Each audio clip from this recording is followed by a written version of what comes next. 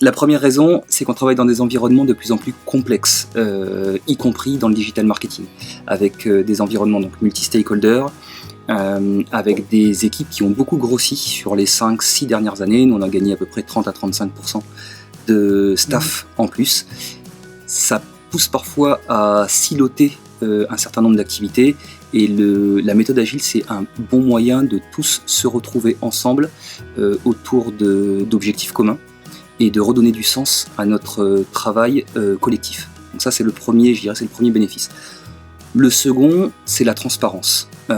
L'agilité a le mérite de mettre sur la table l'ensemble des projets discutés par les équipes et de les prioriser en fonction d'une business value qui est, je dirais, communément admise. Donc ça, c'est aussi un élément clé dans une organisation, dans une grande entreprise, donc dans une organisation complexe, pour faire comprendre à différentes personnes qui ne travaillent pas dans l'environnement digital sur quoi on travaille et comment on travaille.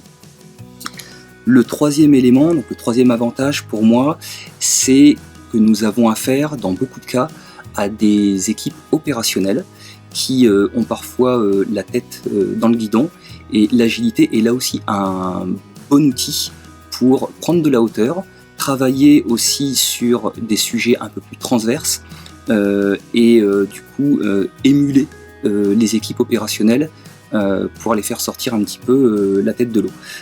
On est dans un environnement qui bouge tout le temps, les tendances sont changeantes, l'innovation est forte, il faut rester en alerte sur ces éléments disruptifs et sur ces éléments d'innovation.